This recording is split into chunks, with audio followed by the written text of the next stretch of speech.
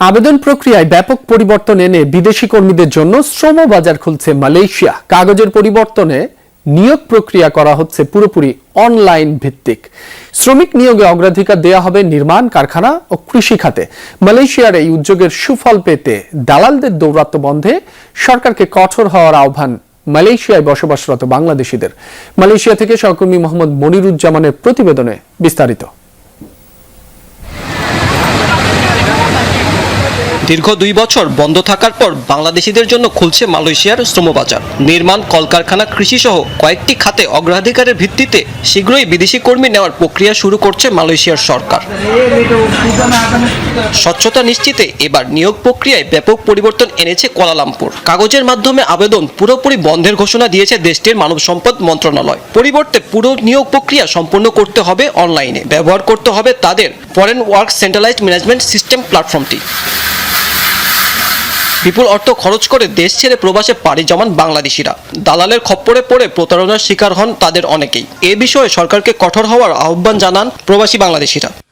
আমরা প্রবাসীরা চাই যে এই শ্রমবাজার যেন এবার স্বচ্ছতা এবং জবাবদিহিতার জায়গা থাকে। যাদেরকে দায়িত্ব দেওয়া হবে, বিশেষ করে রিক্রুটিং এজেন্সিগুলোকে যাদেরকে অনুমোদন দেওয়া হবে, সেই জায়গায় যেন স্বচ্ছতা এবং জবাবদিহিতার জায়গা থেকে গত কলিংয়ে যেই সমস্যাগুলো হয়েছে, বিশেষ করে শ্রমিকরা এসে ঠিকমতো কাজ পাচ্ছিল না, তারা ঠিকমতো বেতন পায়নি, তারা তাদের কোম্পানি খুঁজে পায়নি, তারা তাদের ভিসাগুলো করতে পারেনি এবং অতিরিক্ত টাকা খরচ হয়েছে শ্রমিকদের, সেটা যেন এবার আমরা না দেখি। গভর্নমেন্টের কাছে দৃষ্টি আকর্ষণ করবো যাতে অধিবাসন ব্যবস্থাটা আমাদের দেশের মানুষ সঠিক উপায়ে আসতে পারে এবং কম খরচে আসতে পারে। মালয়েশিয়া হাই কমিশনার যে আছে বাংলাদেশে, সেখানেই যেন আমাদের সঠিক কোম্পানি যাচাই করে এবং দূরত্ব তারা যেন ফাইলগুলি যে অ্যাটেস্টেশন হওয়ার ফাইলগুলি যেন দূরত্ব তারা ছাড়ে দেয়। প্রবাসী বাংলাদেশিদের দাবি, প্রতারণা ও ভোগান্তি কমে গেলে মালয়েশিয়ার শ্রমবাজারে আরও বাড়বে বাংলাদেশিদের আধিপত্য।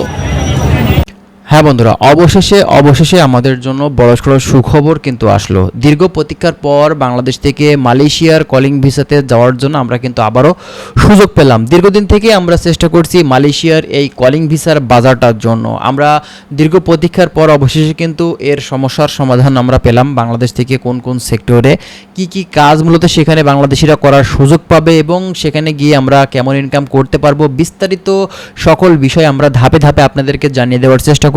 যেহেতু এখন পর্যন্ত মেডিকেলের ব্যাপারে কিন্তু সরকার সিদ্ধান্ত নেয়নি, সে ব্যাপারে আমাদের আরেকটু অপেক্ষা করতে হবে। মেডিকেলটা কবে থেকে স্টার্ট হচ্ছে সে বিষয়ে আমাদের জানতে হবে এবং বাংলাদেশ থেকে কিন্তু সিদ্ধান্ত নেওয়া হচ্ছে যে বাংলাদেশ থেকে কোন কোন এজেন্সি মূলত মালয়েশিয়াতে কর্মী পাঠাতে পারবে।